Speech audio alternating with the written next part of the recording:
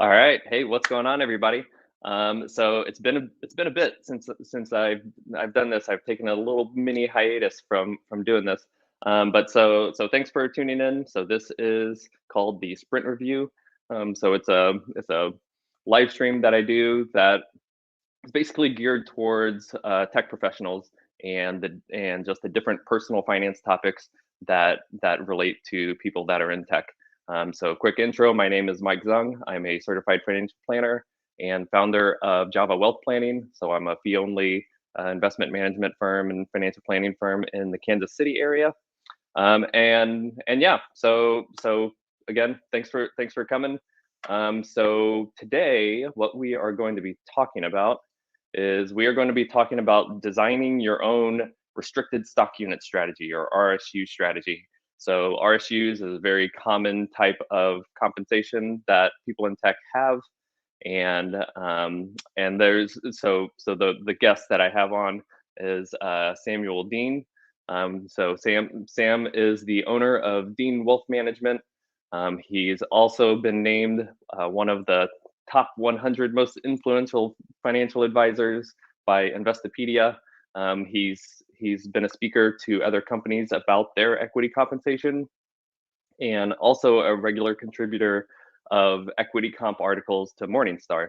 And most recently, the reason why I asked Sam to come on is because he has started this new boot camp. It's for bringing equity comp planning to the masses, and I thought it was a really cool thing. And so with that, I wanted to invite him on and kind of learn more about that, and for us to be able to talk a little bit more shop about equity compensation. So without further ado, let's I got to get him on here. All right, Sam, Hey, how are Mike. you? I'm doing well. Thanks a bunch for having me. I really appreciate it. Yep, yeah, no problem. So yeah, I gave a little bit of an intro, Mhm. but what I missed, what all else do you wanna tell everybody as far as the intro?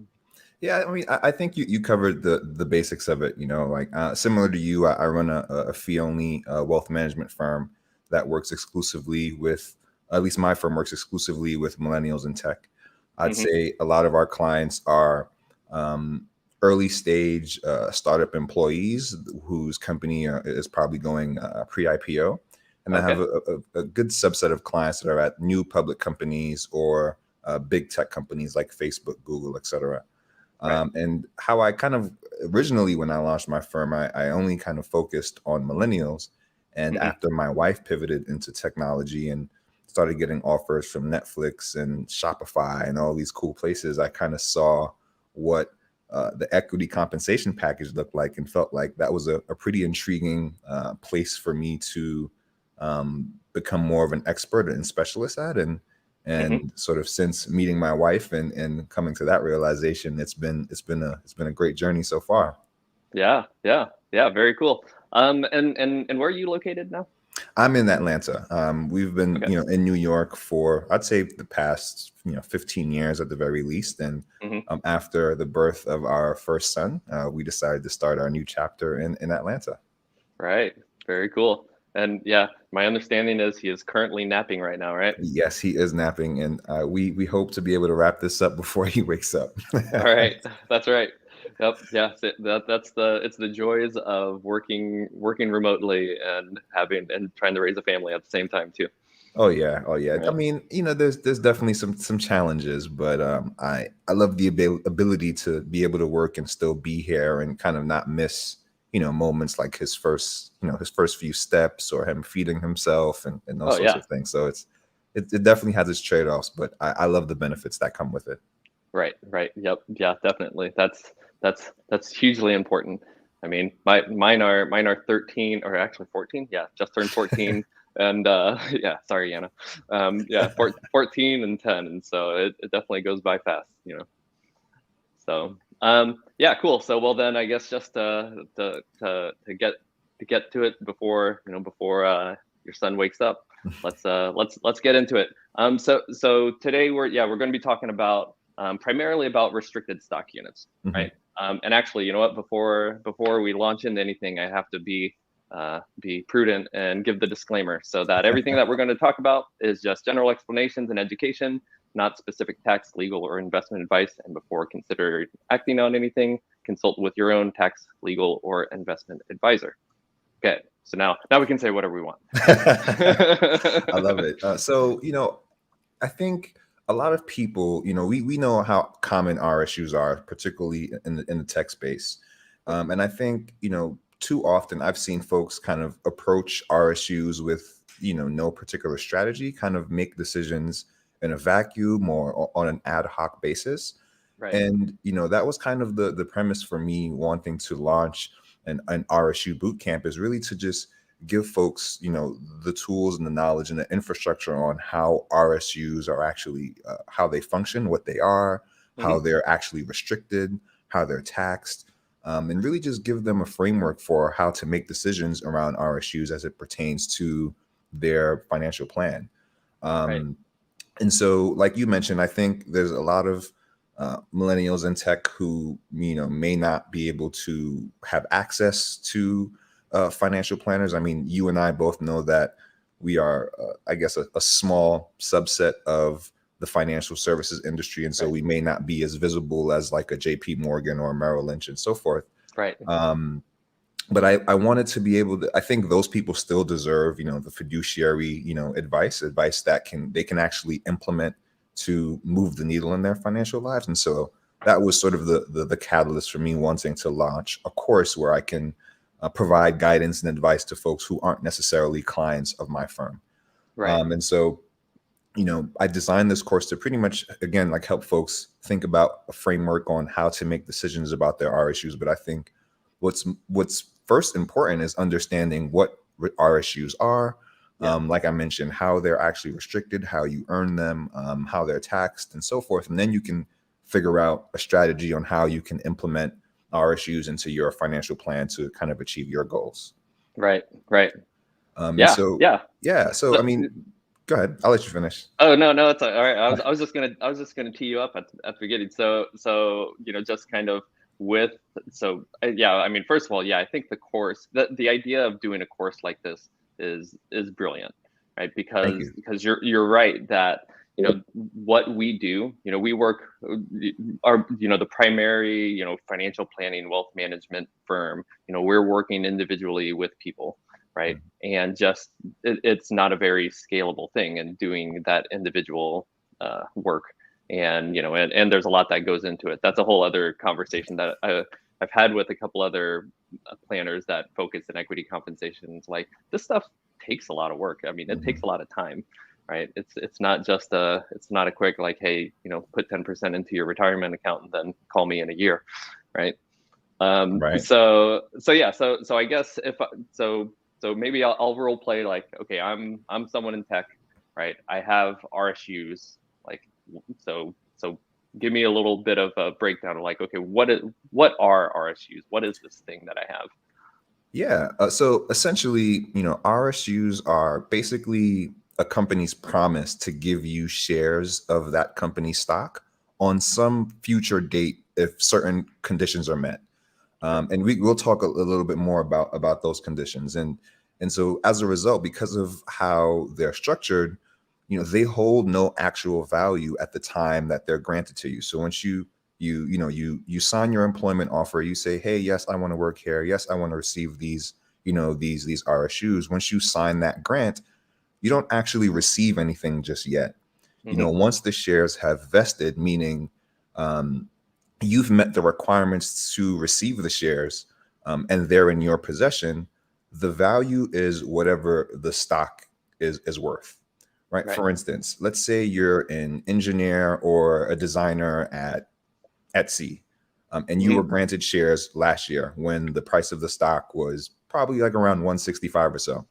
Today, when those shares vest, the value of those shares is probably going to be worth around $91. And that is essentially the value of your RSUs on that particular day. And that's what you'll owe taxes on. And so it doesn't matter what the stock price is or was on the grant date or any other date. The only price that really matters is the price on the date of delivery, the price that uh, the price when the shares were actually delivered to you into your brokerage account. Right. And after that point, the shares are no different than any other stock that you might own or you might buy on like Fidelity or Robinhood if you're into that kind of stuff. Um, and one thing I'll note is that your company may have, the only difference is that your company may have restrictions on when you can buy or sell the shares while you're an employee. And that's Mhm. typically known as a blackout period. And essentially, Right. that's just to prevent you as an employee from trading on inside information that the general public may not know. That's illegal if you guys don't know. Um, Yeah, and don't so do that, guys. that's really the only difference between receiving RSUs versus logging onto Robinhood and buying a couple of shares of worth of Etsy. Right. Right. Yeah. Okay. Yeah. So then I guess from that perspective of the blackout window, so that's kind of an interesting layer that's onto the RSUs. So I guess first just make sure I understand right from just what the RSUs are. So yeah, it's a promise that you're going to get this stuff later, right? Mhm. It makes me think of, I don't know why I'm even mentioning this, but for whatever reason I always think of Dumb and Dumber whenever like they have the IOUs Yeah. for like the Lamborghini and stuff. So it's like these are like IOUs. It's saying like, hey, I promise I'm going to give you shares. And it like stick around for a year, you're going to get shares, Yeah, and right? that's exactly what they are. They are essentially IOUs, and in order Yeah. to actually receive, your RSUs, as I mentioned earlier, certain conditions must be satisfied. And so, Right. most importantly, they call the grant restricted is because it's restricted to a certain vesting schedule, Right. which could be time based, meaning, and that's probably something that what most people are familiar with is, hey, if your company grants you 200 RSUs when the shares are granted to you, and let's say that price is $100 per share, the Yep. potential value of that grant is going to be $20,000. Yep. If the stock price rises to 120, by the time the shares are actually vested and delivered to you, the actual value of that grant is $24 and $24,000 rather. Hmm. And so usually that's over the course of 4 years, not necessarily $24,000 each time the shares vest or $24,000 per year. Right. Usually, when a company gives you shares, it's usually vests over 4 years, and so that's Right. time based and what most employees are probably familiar with. But there's also performance based, right? That Yep. is, if you or your company meets certain milestones, gets acquired, goes public, or meets certain targets and so forth, you can get performance-based RSUs. And typically, I've seen this in the form of refresher grants, where if you meet your Mm. target milestone, your company will give you a new grant with a new vesting schedule. And if you stay there every year and you do a good job, you'll likely get a new grant every year, which you can Right. sort of really use to leverage. And so a combination of maybe a time-based and a performance-based vesting schedule is pretty much how these RSUs are actually restricted. And Right. when these restrictions are satisfied, and this is pretty much this, all of this information is outlined in your RSU grant. Um, when your RSUs vest, the shares will essentially belong to you outright, and this Right. is all going to be sort of dictated to you in your RSU grant that you sign to accept these shares. Right. Yep. Yeah. So I mean, you can see with those kinds of restrictions of what your company is doing. It's these different kinds of incentives to say, okay, first from a time perspective, hey, stick around. Please don't quit because because we value you, right?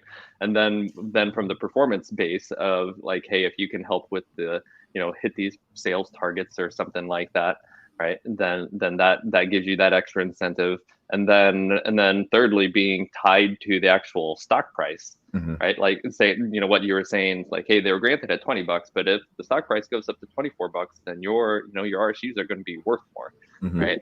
So then there's that other layer of incentivization to, I don't know if I just made up that word, I might have, um, but yeah, there's that extra incentive to say like, hey, if you keep working hard, and then you can be more directly rewarded and participate in the value of the company, right? Yeah, and I think that is the true essence of equity compensation, right? To be able to Yeah. tie your work ethic to the outcome of the actual company and its revenues, and therefore its stock price. Well, at least Right.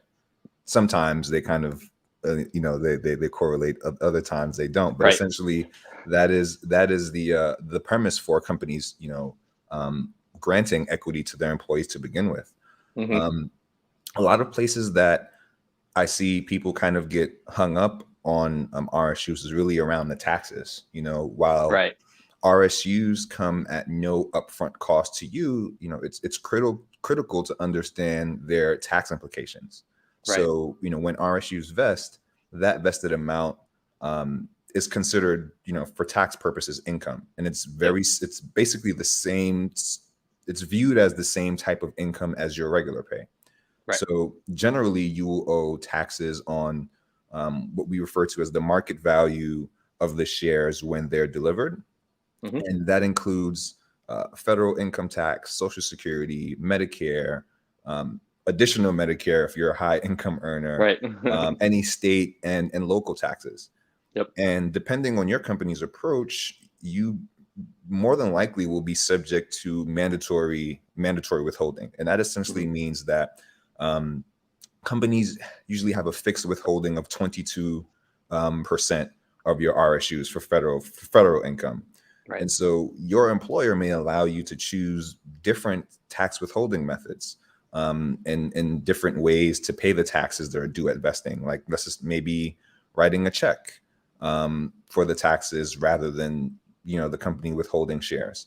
From Mm-hmm. my experience, the most common practice that I've seen is to kind of surrender some of your vested shares to cover the Right. associated taxes. And so what that looks like is, if you had 100 shares that have vested, you might actually receive 60 of those shares, and surrendering 40 of those shares to help you pay for the taxes associated with vesting, right? That federal, Right. Social Security, Medicare, the same exact taxes you pay on your income. Right. Um, I would say that, a lot of folks think that that's kind of where it ends. And you and Yep. I'm sure you kind of knew that I was kind of teeing this up, but a lot of Yeah. folks don't, keep in mind that the amount of tax that's withheld on those initial shares that vest may not be enough to cover your actual tax bill. So if you're in the 30% tax bracket and they withhold 22% of your shares, there's essentially an 8% differential on which you actually owe. Right. And that's where a lot of people kind of get hung up with tax planning. And there's kind of a few ways that you can handle that. Most companies won't allow you to increase the withholding Right. on your RSUs. And so what I've done with a few clients is give them the option and say, hey, well, you can increase the withholding on your regular salary to as much as you want to kind of cover for the RSU income as well as your salary income. Or you Mm-hmm. can kind of just create a little savings account and put some money away in there. And by the time you need to file for taxes in April, you'll have some money tucked away that you can pay the differential. Right. And so those are two, I would say, like strategies that you can use. And you definitely, if you're kind of doing this, you don't necessarily want to be doing this on your own. I would definitely loop in some sort of a CPA or a tax preparer to just help you with those projections so that you're not hit with a surprise tax bill, right? So ahead of time at least a projected amount of taxes that you'll owe as it pertains to your RSUs.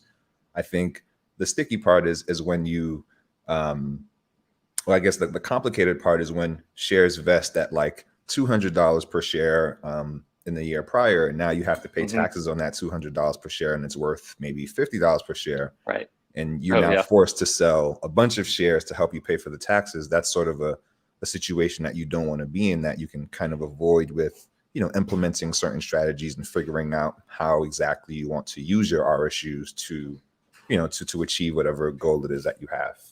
Right.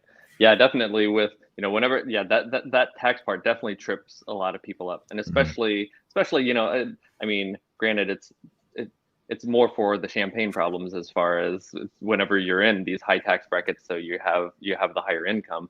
but still it's a thing where it could be, that it's the 22% just isn't enough withholding. And then whenever it gets to time to file taxes, you owe, tens of thousands of dollars. And you're like, what in the world? I thought everything was figured out. Right. And so that part of it. And then what you were just saying, where it becomes especially tricky, it's one thing to, whenever they vest, that you sell your shares and then you just put aside an extra 8% or whatever for taxes, right? So that's one thing. But one you alluded to was that it vested at $200 and then you actually just held, right? And then it went down to $50. So now you owe the taxes on that, but now you also you haven't realized any of the value of it, and you haven't brought any of the cash home to cover that tax, right? Yeah, and I think that's why it's when you're focused on this sort of like esoteric type of niche, I always felt that it was important to lead with education, right? I think as a financial planner, it isn't really our role to tell the client what to do, but to really furnish them with the knowledge and the guidance that they'll need to make informed decisions for themselves. Right. And I think a lot of employees, at least that I've spoken to, they're like, hey, my company provides me with all these resources and all that stuff. And that's great. And that's cool. And I love that. But you kind of have to understand not necessarily whose side they're on, but they have a fiduciary obligation to your employer and not necessarily you. And so those incentives may be misaligned. Right. And quite often I've seen company stock plan administrators struggle with the communication aspects of their equity plan. It's different to tell someone, hey, if you sell these shares within 1 year, you'll pay short-term capital gains. But it's very different if you kind of are giving them like strategies. It's one thing to kind of give them information. It's another thing to give them strategies that they can use to actually implement that information, which most stock plan administrators, if I don't think any, actually do that. And so I always felt like leading with education was super important. And a big part of RSUs, particularly if you have a lot of concentration in a single company stock, is really finding that balancing act between diversification and concentration. I mentioned on Twitter not too long ago that concentration builds wealth and diversification protects it. Some people had disagreed with me, but I don't think they understood necessarily what right on Twitter. I don't necessarily think they understand sort of the context that we're talking about, because we've seen people build generational wealth just by working and getting lucky at a particular company and making the right decisions. And I think one of the most challenging conversations to have is centered around how much company stock do I actually hold, right? Versus do I sell? And I think this is particularly complicated for millennials, where the potential value of a stock grant can easily outstrip the amount that they have in their 401k or socked away in any other savings. How do you decide, how much stock is too much? While a lot of, financial experts really recommend no more than 10% of your portfolio should be invested into a single company stock. I think for the most part, I tend to agree with that, but there's no right or wrong answer. I think so much of that decision depends on your individual goals, your lifestyle, your values, and the things that you want to accomplish out of life. And I think, some clients are really assertive and optimistic about diversifying away from concentrated positions, and because they're aware of the risk and they don't, or they have an immediate need for cash. I think others will be tougher to sell on diversification, especially if they don't need the money in the near future and they're comfortable with the additional risk. Like I have not going to name any names, but I have a client that is at Coinbase, and that they're like down and 90% from all-time highs, and had a conversation with him about that. And he's like, yeah, well, I'm in my 20s and I figure like if it hits zero, like I have so much more of years to work, then I'll be fine. And he's also like, well, I've also been investing in crypto mainly, and I'm used to bear markets, so I can sit through this no problem. And so in a situation like that, I think he has thought about those things. I think like when we're talking about company stock, I think it's very easy, or not, I wouldn't say easy, but it's possible that a client could get their net worth to 10 million in a relatively short time, so that, you know, a 3% withdrawal rate gives them $300,000 per year. Right. If that's the case, it, you know, may be better to take on some greater level of financial of risk with the stock, especially if you're making maximum contributions to your 401k, Right. because a stepped up, you know, allocation to that company stock could be the difference between retiring at 55 versus retiring at 65. And if the latter is no big deal to you, then maybe it's worth it to hold on to the company stock. So it really, you really have to kind of look at the big picture and figure out, you know, what you really want. And that in itself will help you understand the right decisions to make with your RSUs, the right time to sell, the not necessarily the right time to sell, but Right. you know, how much to hold versus sell, and so Yeah. forth. Yeah, and really as much it's the timing of us talking about this as you know for what's actually going on. So Yeah. you know it's May 13th basically. This entire year the tech stocks have taken quite a beating, like what you were just saying with Coinbase and everything, right? And so but yeah, kind of this. Yeah, and this is getting off of RSU specifically, but it totally pertains to it as well, just around just that idea of, okay, how concentrated do you want to be, right? And I think this market right now, this is the first time that for especially a lot of the millennial generation, it's like the first that they've really experienced this in any real way where they're seeing their dollars fluctuate in the way that they have. And so yeah, it's definitely really interesting from like kind of the expectations last fall versus, you know, the reality right now. And kind of maybe to pivot a little bit to that point of it, like, so what do you usually for people right now, right, where they have their RSUs, they, you know, they were granted to them, they, you know, at the beginning of 2022, they thought that they were going to have $100,000 of RSUs vesting this year, right? But now the vesting date comes and it's actually, you know, it's down 60%. So what do you, how do you address that with a client, where like of whether they should hold on to it or whether they should sell it?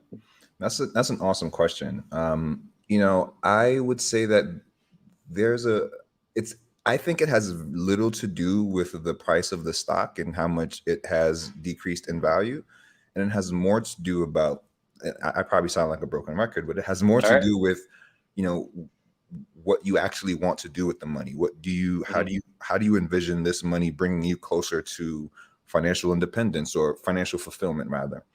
I would say that if your trading window aligns with your vesting schedule, then, and you have a short-term need for cash, whether it's to build an emergency fund or make a down payment on a house or pay for a wedding or any type of short-term need for cash, then I would sell all of the shares immediately at vesting. And, you know, I think what a lot of folks don't realize is that, you know, they get hung up with, you know, never sell for a short-term gain because, you know, you'll pay higher taxes and so forth. But there's a trick to that, right? Because if your trading window aligns with your vesting schedule, and I have shares that vest today at $200 per share, and I sell it, well, you can't sell it the same day. It's probably going to really be released to you 2 days later. Theoretically, there shouldn't have been too much of a price movement between the price today and the price, you know, 2 days from now. And so I can sell those shares immediately, and with little to no capital gain, I will recognize little to no capital gains taxes. So I can sell those shares for, you know, in the short term and still come out okay from a tax perspective. And then I can use the proceeds to either, like, as I mentioned, meet short-term needs, or reinvest the proceeds into a more diversified allocation to kind of protect that wealth that I've already gotten, right? Because you don't pay anything for RSUs. They always have some value to you. And so just reinvesting is a pretty good strategy. I would say, like, another example is if you have ISOs as well as RSUs, and let's say your goal is you have a pretty low strike price, and right now, because of the declines we're seeing, it's obviously advantageous to exercise your ISOs when the fair market value is closer to the strike price. And so if that is something that you want to do and you want to exercise as many options as possible, then maybe selling RSUs for a short-term capital gain is a good idea, because that will Right. give you the option to exercise more ISOs without getting into AMT and all that, Right. all Right. that tricky stuff. So it certainly matters on sort of what you want to do with the money, and how you see yourself using the funds, and that will determine what strategy you should take with your RSUs. Right. Right. Yep. Yeah. Man. There's so much in there. Yeah. I guess one thing that to touch on that really has been exacerbated by what's going on is the thing that you were talking about of your vesting schedule lining up with your trading window, right? Because yeah, it's like in an ideal world, for a nice company will make sure that your vesting schedule lines up so that once they're available to you from a vesting perspective, that you're also able to sell from a trading window perspective. Correct. Right? But actually, I've just had a couple of experiences recently where they vested during the blackout period, and then a couple of weeks later is whenever they can sell, but the stock price has gone down since then. Right? Like it lost 15% of its value or something like that. And so maybe just to talk through a little bit of that like if you sell there, then you're still, like, from a tax perspective, you're not getting, like, you're actually realizing a loss. Yeah. And it's funny because I actually had this exact conversation with a client yesterday at Etsy. Yeah. And I, pretty much explained to them that, although you were taxed, your RSUs were taxed at a higher dollar amount, selling your RSUs, although they've lost, some level of value, it's not necessarily the end of the world, right? Because your capital losses, selling now and generating capital losses, if, for example, the stock price shoots up later in the year, or you're invested in crypto and that does whatever crazy thing that it usually does, and having capital losses allows you and gives you the flexibility to generate capital gains because the losses will offset the gains. Right. And so that's a strategy that most folks use, right? Another thing is, if, let's say, for example, all asset classes kind of do terribly and nothing increases and you have no capital gains to take advantage of, then $3,000 of your capital losses can offset your ordinary income. Right. And that, let's say you have more than $3,000 in losses, then that amount you can carry forward and use and basically offset future tax years indefinitely. Right. And that was something that they were like, indefinitely? I'm like, yeah, indefinitely. You can use those losses forever. And so although you've paid a higher, tax rate on the RSUs that you've received, there's still some tax planning that you can do to end up paying, overall less taxes when you look at your total tax bill. Right. Yep. Yeah. And then the other part around the RSUs, because I think the general sense is that whenever someone's RSUs vest and a client is or someone is deciding whether they should sell it or not, that if they did sell it and then the stock price went up, then they'd kind of like feel like they're kicking themselves, right? But I think the next we failed to take the next step of, like, okay, once you sell it, then, like, what are you doing with that money, right? It's like, we're not just saying sell it and then just, like, stick it under your mattress for the rest of your life, right? So it's either A, going to be, funding something that you actually need in the short term, right? Or if it's money that you don't need, then get it plugged back in, but just get it plugged back in that more diversified way, to where, like, you still have the growth potential, but it's not tied to the company that's cutting your paychecks. Precisely. And I always tell folks, it's tough to be in a situation where the majority of your net worth is comprised by one single company. And let's say we hit an economic downturn and we see a bunch of tech layoffs, which we're actually seeing today, to be laid off and have the majority of your portfolio be tied to that one company, which is more than likely seeing, their stock price plummet, which probably plays into the role why they're making so many layoffs in the first place. That's just too many correlations, and you don't want to tie your financial independence to one company in so many different ways. So I think you hit it on the nail there. Yep. Okay, Cool. So yeah. So let's talk a little bit more about the boot camp. Yeah. Right. I know we kind of touched on it a little bit. But yeah. So just tell me more about it. So again, I'm gonna be the tech employee that's like, hey, I got RSUs. I need to figure out what to do. And then so I see this boot camp. So what is this boot camp? How is it laid out, and how does it work? Yeah, so the restricted stock unit boot camp, and we're pretty much putting together curriculum. It's a 2-day program where I'm helping you design a personalized RSU strategy in 2 days. And so the outcome of the course is pretty much to help you leverage your RSUs to achieve your financial goals, pay less in taxes, as well as build wealth faster. Okay. Um, some of the core things that we're going to be addressing, like I mentioned, is just going over how to construct your own framework for holding and selling your RSU so you can achieve your goals. Analyzing the tax treatment of RSU so you can minimize taxes and really plan with confidence. Really leveraging and implementing actionable financial planning strategies with your RSUs so you can build wealth faster, and really even the basic things like helping you interpret and imply the terms in your equity grant so you can make the most Mm, of your RSUs. I think a lot of people don't necessarily know how to read an equity grant or know what to look for.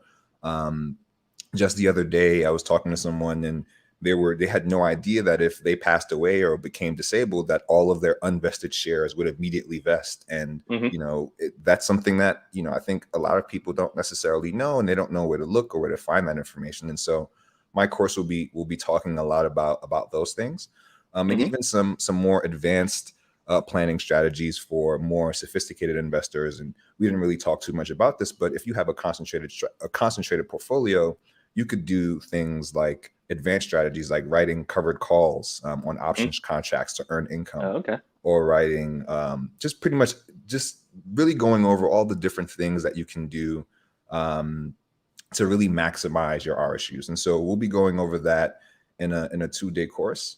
Okay. I think RSUs can be pretty straightforward, but they present some level of nuance, and I think it's Right. tough for people to know if they're making the right decisions and being smart with their money. And yeah, this was a cool way for me to kind of be able to scale my advice beyond the folks that I'm working with on a one-on-one capacity, and really hmm help folks leverage their RSUs to be financially free. Right. Yeah. Yeah. That's awesome. So then from that course perspective, so is it all recorded, or is it live? Like, are you? Yeah. How's the technical layout of it? This is a great question. It's like you should have wrote this for me. But that's a great question. I think so. It's this course is going to be cohort based. And so Okay. it's very different from the self-paced study on your own sort of courses that I think are really popular right now. Um, my course is going to be cohort based, and so it's not really passive learning, it's really active, right? So it's going to Okay. focus on live workshops and hands-on projects, and really going through your actual equity grant and helping you figure this stuff out live. Okay. You're learning with a cohort of peers, right? You'll be learning in public through breakout rooms and with an engaged community. You'll be Okay. surrounding yourself with like-minded people who want to grow alongside you, and you'll be able to grow your network with other folks who are in tech. With you never know, that could also land Right. some pretty cool job opportunities. And so Right. I think there's so many advantages to cohort-based courses that just kind of don't exist with the regular self-paced study courses. And so that played a huge role in why I decided to build a cohort-based course versus the traditional self-paced ones. Yeah, yeah, I love that. I'll admit I didn't realize that it was going to be as kind of it's almost as much of building the community Yeah, as it is just getting that content, right? correct. And so then if I join one of these cohorts, right? If I'm an employee and I have my RSU grant, then is it a thing where so everyone else can see each other, right? So that Mhm, so they're networking with each other too, mhm. and then will it be someone will say like, hey, yeah, I'll volunteer my RSU information Yeah, and I go mean, at through the it? end of the day, we're dealing with money, which is something very Yeah. personal and close to us all. And so no one's going to be required to share, hey, here's all the details of my equity grant. Right. Worst case scenario, for like example purposes, I may pull up a grant that I have that, you know, one of my clients may have, and maybe change some numbers around and so Right. forth. But no one's going to be required to. If you're more than welcome to, you know, volunteer whatever information you'd like, but there's absolutely no requirement to share any information about your grants or your personal finances that you're not willing to. Yeah. Okay. Yeah, that's great. Yeah, and maybe it can, because yeah, I think, you know, there's such a stigma around talking about money, and just it's just such a this taboo thing. But once you're able to vocalize it and kind of process through it, there's so much more power in, you know, that transparency of it. And then yeah, I mean, just thinking from the community perspective and everybody in tech, and having more transparency around what their compensations Yep. are, and so maybe understanding it's like, hey, maybe I'm undervalued right now, right? Yeah, I think that's a great point. I think, and that was what really excited me about the community aspect of it, is that, you know, you get to see what's out there. You get to kind of shop around without necessarily having to shop around. And right. I think there's a lot of opportunity that comes with that in itself. You know, you'll learn sort of how to value yourself when you're negotiating your RSU or your compensation packages. And so I think having a community of folks who are in your industry, who have similar goals as you, who might share the same role as you, I think is super important. And I think the community aspect of things just kind of happened to work out that way. I would love to take credit and say that was my idea from the onset, but it just happened to be a pretty cool byproduct of what I wanted to build. Yep. Yeah. I think that's just something that happens with you start something, and then it just evolves and more things come up from it. Yeah, right? For sure. Yeah. I mean, shoot, whenever I started doing YouTube stuff, I had no idea I'd be bringing in, you know, people like you and you know, all the other people that I've had. It's been amazing. So yeah, that's very cool. So then I guess, yeah, then just to put a bow on the course particular part of it. So where can people find it? Like, how can people find more information?